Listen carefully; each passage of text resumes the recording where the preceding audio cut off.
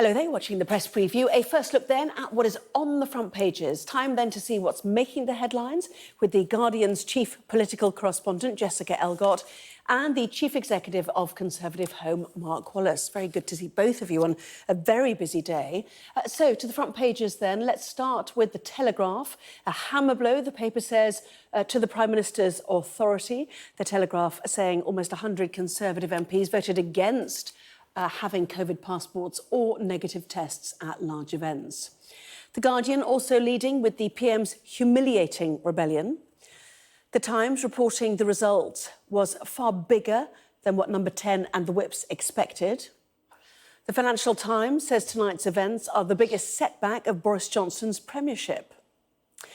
The Metro calls it the PM's Christmas stuffing. Well, the Eye proclaims Omicron threatens a normal Christmas, reporting that the government is examining the idea of even further restrictions than those voted on in the House of Commons tonight. The Daily Mail leads with what it's calling the shocking failure of social workers and doctors after the deaths of Ella Rose Clover and Star Hobson. And The Sun looks at the Queen's plans to host her family Christmas party with the headline, "Keep calm like Mom." There we go, now you know. Jessica Elgot, Mark Wallace are here. Well, what a night. What a couple of days, I guess. Mark, first of all, your reaction, this big rebellion, even the Telegraph pointing out that this is a hammer blow to the Prime Minister's authority. Where do you stand? Well, it's a remarkable moment. Almost 2 years to the day since he won that huge majority in the 2019 general election. Now Boris Johnson faces a rebellion sizably bigger than that which David Cameron faced over, say, the EU referendum vote, something that presaged more trouble for him to come. So that is it's a huge sign of discontent and frustration within the Conservative Party. I've got to say, it's also a bit of a sign here that Labour might be getting a little bit better at politics, because by deciding to vote with the government, as the opposition did, they effectively maximised the rebellion on the government benches. They made it a free punch, effectively, for a Conservative backbencher who wanted to send a message about discontent to the Prime Minister, knowing that Labour weren't going to be voting against, so there wasn't a chance of the government losing. It arguably made it easier, I suspect, for some of those MPs to do that. That's a kind of savvy that you haven't seen from the opposition for quite some time. Yes, and Jessica, the Guardian then, Johnson suffers huge Tory rebellion over COVID passes.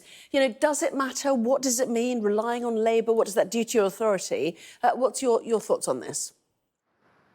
Well, obviously, there's a lot of different reasons why Conservative MPs might have rebelled tonight. Some of them want to genuinely signal their civil liberties objections to things like COVID passports and mandatory vaccines for NHS workers.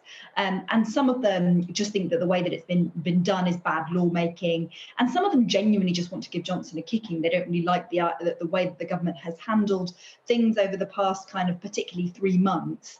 And the fact that Labour voted with the government, as Mark said, gives them a free pass to be able to send that signal. I think that group, it's particularly interesting that the government didn't manage to peel off that group.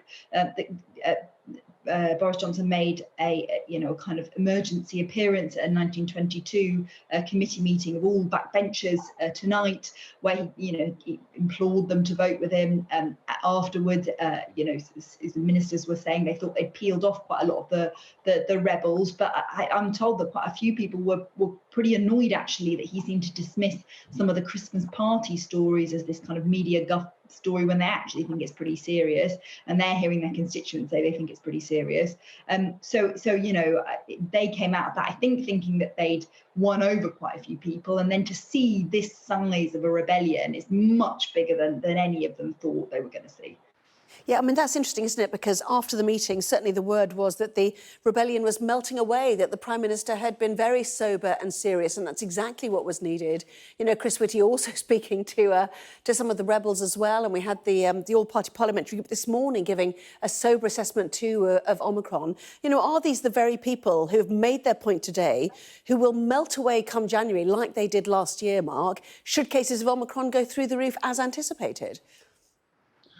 Well, I think, as Jess says, there's a number of different issues that are at play here. To a certain extent, obviously there's questions of the actual matter at hand, and people may end up with egg on their faces, to put it mildly, depending on what happens next. But there is this wider question of authority and this wider question of, frankly, there's all sorts of different reasons why MPs might feel quite disgruntled with Downing Street and with their leadership at the moment, and that has contributed to some extent to a loss of trust. It was interesting, I think, to hear in the debate various kind of slippery slope arguments being made by people who were concerned about this when the government was offering reassurances that it wouldn't go further with one type of restriction or another. There were several voices saying, well, what guarantees do we have of that? I think there are some clear concerns there that when ministers are assuring backbenchers that they won't build on these powers to go further, there seems to be a loss of trust in some quarters of the Parliamentary Conservative Party that they can actually hold to that or be held to that. Yeah, well, many people believe further restrictions should come in, and that's part of the problem, isn't it? The FT going on the rebellion story too. Johnson suffers biggest setback of premiership in Plan B rebellion, but the eye certainly starts to talk about whether other measures are needed. Jessica, Omicron threatens a normal Christmas. Plans for further restrictions are being studied by the government. So what kind of things? Would it be along the lines of what we heard from Nicola Sturgeon today? I mean, yes. I mean, I think that obviously that's begun already for lots of people who live in Scotland. That particularly the build up to the festive period and in between Christmas and New Year, when you might have expected people to be doing a lot of socialising or seeing family members they haven't seen in a long time. That Nicola Sturgeon's asked people to restrict themselves to 3 households, although not over Christmas itself. And, at the moment, it feels like the government, and Boris Johnson is pretty determined to allow people to have a normal Christmas. But you've only got to look at the kind of rising infection rates to see that there are loads of things that could potentially happen, even if the government doesn't act. And we're talking tonight to businesses, in our paper and councils and healthcare staff and NHS chiefs. And if these infection rates carry on as high as they are, it doesn't, whether Omicron is milder or not doesn't necessarily, matter. People are having to be isolating for 10 days. It could be way worse than the pingdemic that we saw in summer because people are having to isolate because of their infections. And so all of these things, if that starts to happen, the government is going to have to do, significant new interventions and, to try and stop basically services falling over. Yeah, and that's the point made by many a scientist, isn't it? As they looked at the modelling on this, Mark, the slight sense that the MPs were discussing a bucket of water while Rome burnt. I mean, you're talking about face masks in some settings. It won't do it, will it?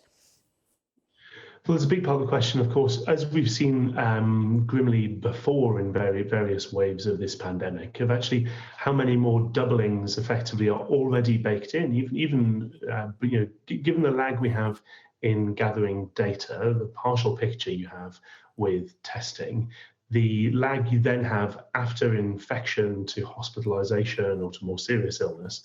A huge part of this question is actually, to what extent is anybody in Westminster actually talking about the stage that this wave is actually at? What the numbers currently display is different to what's already happening around the country. OK, well, interestingly, you can find out how your MP voted during those 3 votes in the Commons today by scanning the QR code on the screen right now. So if you want to find out how your local MP voted, then do that. Coming up next, though, if more restrictions are reintroduced, could we and should we see a return of the furlough scheme for businesses? Discussing that in just a moment.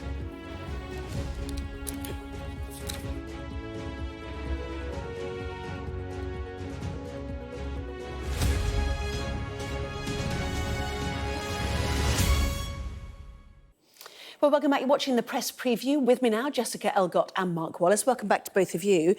So, bottom of the front page of the Daily Telegraph is the small matter of furlough, for example, as one of the helps for people when an economy is rocked, as it is, by variants like this, Jessica. Certainly something raised by Nicola Sturgeon as well today, the implication that she'd like to go further with her restrictions, but there's no money forthcoming.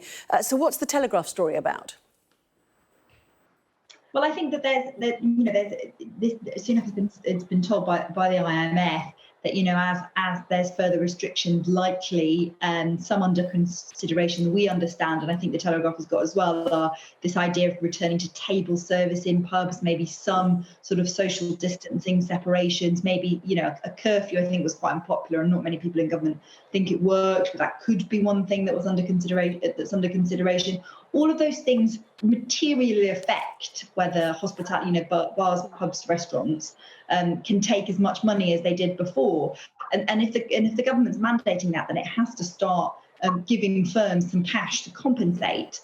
And so obviously people in the Treasury are looking at this stuff. But at the moment, I think hospitality is probably facing the worst of all worlds, which is, as we were discussing before the break, people are, just deciding not to go ahead with their Christmas parties, deciding not to go ahead with socialising. These poor places who are depending on Christmas trade are not getting any support and seeing people take matters into their own hands. Yeah, absolutely. And this is, the one time of the year that some businesses make their profit, isn't it? And that's the really tricky timing of this, Mark, the déjà vu that we're all feeling from last year. But is the government relying, do you think, on the sort of trimming of our own social calendars in order to keep the Omicron variant in check, or are more restrictions likely, and therefore the funding that has to come with it?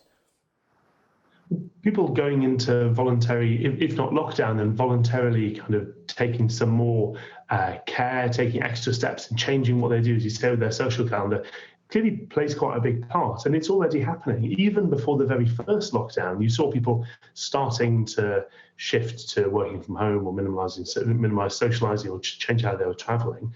We've all learned an awful lot in the kind of painful 20 months or so since that happened. I think you're already seeing that happen. That's one reason why the government's announcement already has an impact beyond what Parliament chose to decide today.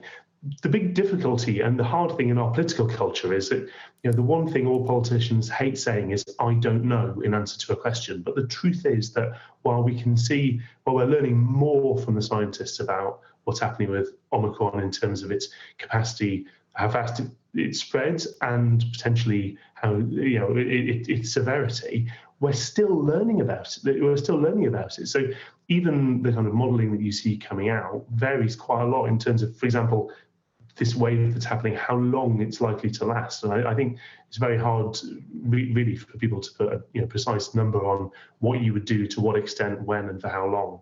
And therefore how much cash you'd put behind it. Yeah, absolutely. And today was the last day that if you get COVID, you can be released by Christmas under the 10 days of quarantine rule. But all of us wondering whether we can go home and see our older relatives. The Sun, picking up on that, keep calm like mom. She is hosting the family Christmas dinner, Jessica. Yes, and I think that this is one of the sort of big exceptions, at least I think in my social circle, that people are really sort of imposing a bit of a lockdown on themselves, cutting down on socialising.